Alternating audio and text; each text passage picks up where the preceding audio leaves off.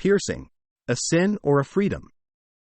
Piercing is a common practice in many cultures and subcultures today.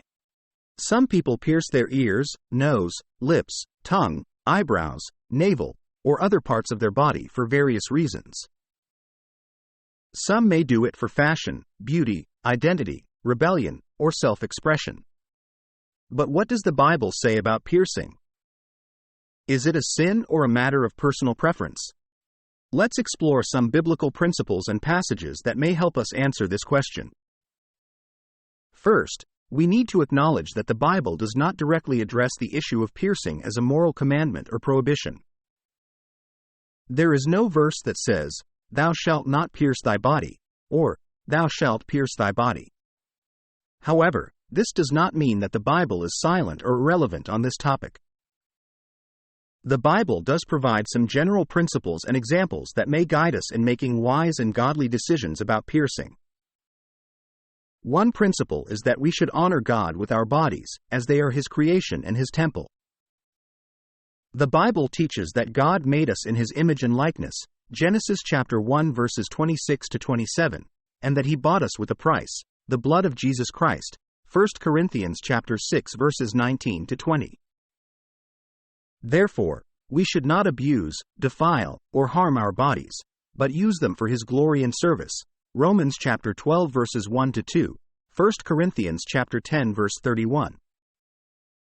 This means that we should consider how our piercing may affect our health, our witness, our relationship with God and others, and our ability to fulfill God's purposes for our lives. Another principle is that we should respect the cultural and historical context of the biblical passages that mention piercing. The Bible does not condemn piercing as an absolute evil, but neither does it endorse it as a universal good. Piercing was a common practice in some ancient cultures, especially among pagans who used it for idolatrous or superstitious reasons. For example, some people pierced their bodies for the dead or for false gods. Leviticus chapter 19 verse 28, Deuteronomy chapter 14 verse 1. Some people pierced their slaves as a sign of ownership or loyalty. Exodus chapter 21 verse 6, Deuteronomy chapter 15 verse 17. Some people pierced their wives or concubines as a sign of love or favor. Genesis chapter 24 verse 22, Ezekiel chapter 16 verse 12. However, these practices may not apply to us today, as we live in a different culture and under a different covenant. We should not use these passages to justify or condemn piercing without considering their original meaning and intention. A third principle is that we should exercise our Christian liberty and conscience in matters of personal preference. The Bible recognizes that there are some issues that are not essential to salvation or morality, but are matters of opinion or conviction. For example, some Christians may eat meat offered to idols, while others may abstain from it. Romans chapter 14 verses 1 to 23, 1 Corinthians chapter 8 verses 1 to 13. Some Christians may observe certain days as holy, while others may treat every day alike. Romans chapter 14 verses 5 to 6, Colossians chapter 2 verses 16 to 17.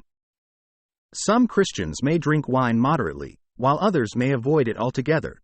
Ephesians chapter 5 verse 18, 1 Timothy chapter 5 verse 23. In these cases, the Bible does not impose a universal rule, but calls us to respect each other's freedom and conscience. We should not judge or despise those who differ from us, but seek peace and edification. Romans chapter 14 verse 19, 1 Corinthians chapter 10 verses 23 to 24.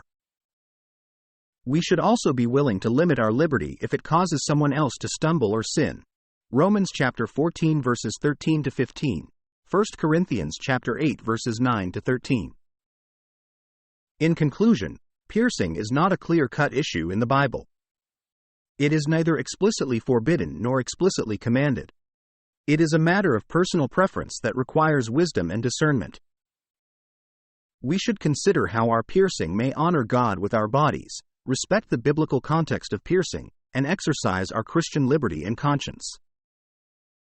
We should also seek God's guidance through prayer and His Word before we make any decision about piercing.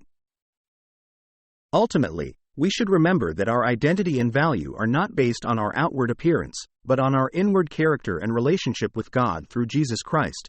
1 Samuel chapter 16 verse 7, 1 Peter chapter 3 verses 3 to 4. Thank you so much for watching this video.